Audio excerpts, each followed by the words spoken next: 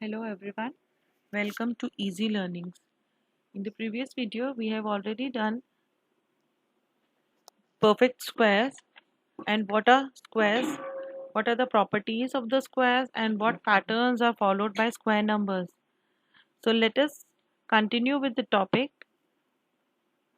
and start with a video on squares and square roots part 2. In this video, first we will learn how to find the square of a number. Now, a number can be divided into two parts such that the squares of those numbers are known. Sometimes we have such a large number that we are not able to easily find the square of that number, as we have to do a tedious multiplication part to get a square. So let us look at an easy way through which we can directly come to the square of a number. We will divide our number into two parts such that the squares are known or the multiplication becomes easier for those numbers.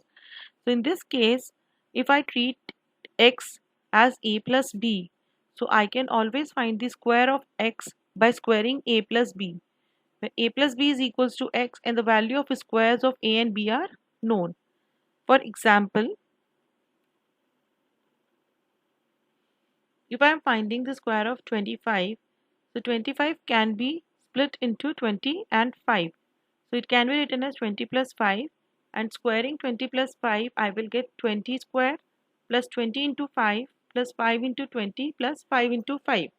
It is a simple multiplication of two terms with two terms, 20 plus 5 into 20 plus 5. So we'll multiply them and simple multiplication will give us 20 into 20 plus 20 into 5 plus 5 into 20 plus 5 into 5, which will result in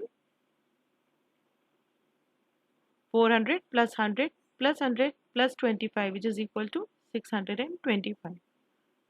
Now this was for numbers which can end in any digits, but for numbers ending in 5 we have a different rule which is also known as the 5 rule, thumb 5 rule. Here if I take a number where 5 is the unit digit and a is your tens place, then the square of this number will become a into a plus 1, that is the successive number, into 100 plus 25.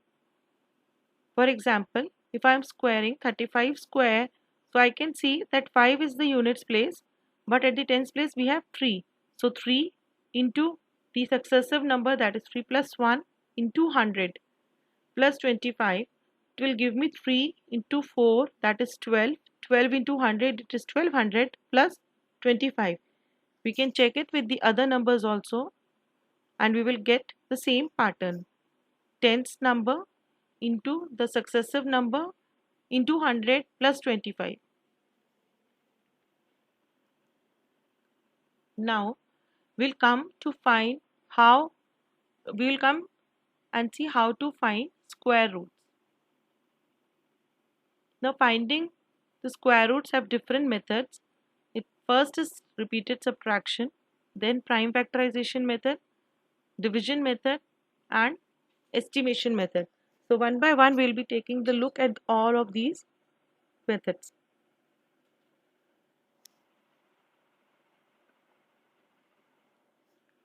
First, repeated subtraction. Now as we all know, since we are multiplying, it is repeated addition. So finding the square root is the opposite of squaring a number. So we will follow the method of repeated subtraction. In this method, we will start subtracting the successive odd natural numbers from the given square number until the result of subtraction becomes 0, and then the number of steps will give us the square root. For example, I am finding root 16. Now I will start subtracting the consecutive odd numbers starting from 1. So 16 minus 1, it gives me 15. Now step number 2, I will subtract the next odd number, that is 3. 15 minus 3 will give me 12. Next 12 minus 5 will give me 7. And step 4, 7 minus 7 will give me 0. So in step 4, we come to 0. So square root of 16 is 4. So we'll count the number of steps to find the square root. Let's move to the next method. That is your prime factorization method.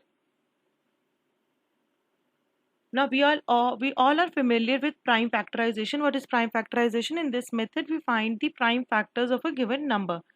So we will use this method to find the square roots of a given number. So in this example, we are finding the square root of 324. So let us see how we will do it. First, we will find the prime factors of 324, which comes out as 2 into 2 into 3 into 3 into 3 into 3. Now we can see that all these numbers exist in pair, which is very essential for a number to form a square, or if we are finding square roots, we want the prime factors to be existed in pairs. So I can see here 2 into 2 is your first pair, 3 into 3 becomes your next pair, and then 3 into 3. So here no factor is left out unpaired. So that means I can see that all these prime factors are existing in pairs. Now to find the square root from these prime factors, we will write the number once a pair, that is one time. For each pair we will write it once. So we will get 2 into 3 into 3. So answer becomes 18, which is the square root of 324. Let's move to the next method. This is your division method. Now this method is very useful when we are finding the square roots of very large numbers. In this method, we'll place a bar over every pair of digits starting from the digit at ones place. So from ones place, we will start putting the bar, pairing out the numbers. If the digits are odd, then our first digit or the highest order digit will left unpaired. Now find the largest number whose square is less than or equal to the number under the extreme left bar, as we are doing in our division questions. Now take this number as a divisor and the quotient with the number under the extreme left bar as the dividend. Divide and get the remainder. It is as simple as we are doing our division, normal divisions. The method is same. The thing is that we are looking for the divisor and the quotient as same, because we are squaring. We are finding the square roots. Now step 3, bring down the number under the next bar to the right of the remainder and double the divisor and enter it with a blank on its right. Now guess a largest possible digit to fill the blank, which will also become the new digit in the quotient. See, whatever we are putting in the divisor should reflect there in the quotient also, such that when the new divisor is multiplied to the new quotient, the product is less than or equal to the dividend. Repeat steps 3, 4 and 5 until remainder does not become 0. So we will continue this process until we get a remainder as 0. Let us take a look at this example for better understanding. We are going to find square root of 729 using this method. So look here, from extreme right we are starting and we are pairing the numbers. So I pair 29 and then 7. So now I will look for a number whose square is less than this number, this left side number. So it is 2, because after that 3 square becomes 9. So 2 square. So 2 into 2 will give me 4. Subtract it, I will get 3 as the remainder.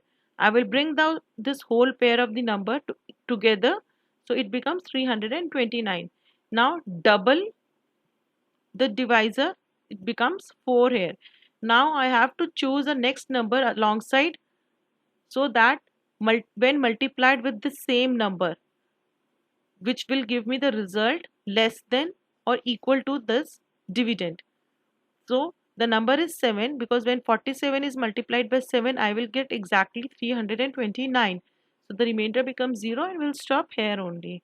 So root 79 is equals to 27. The quotient will give us the square root.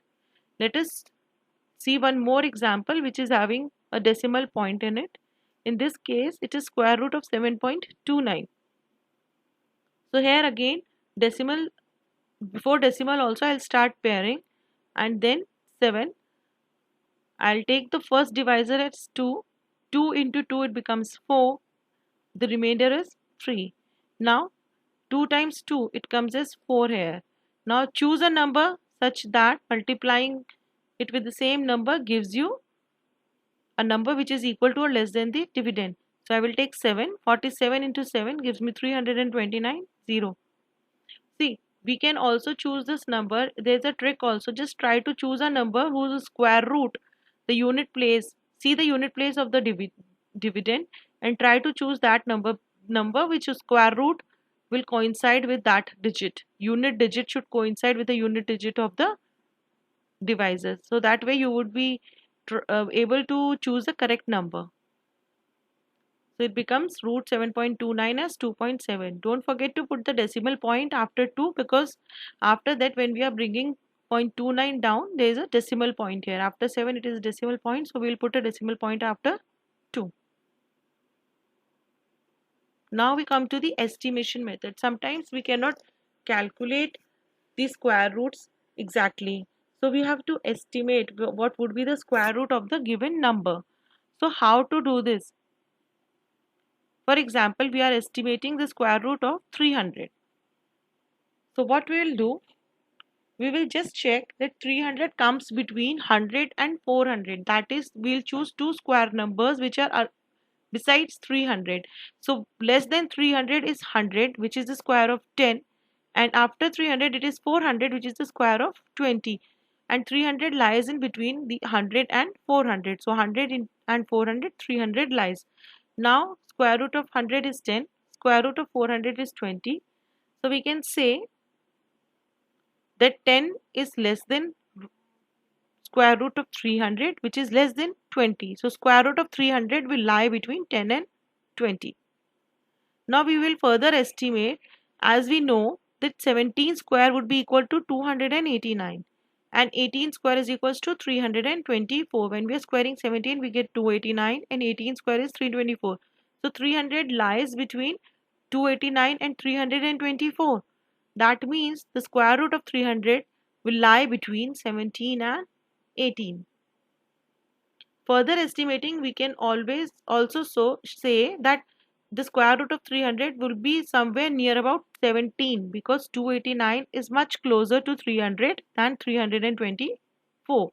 So square root of 300 will be somewhere around 17. So this is the method by which we will estimate the square roots of some given numbers where we don't want to calculate the exact square root value.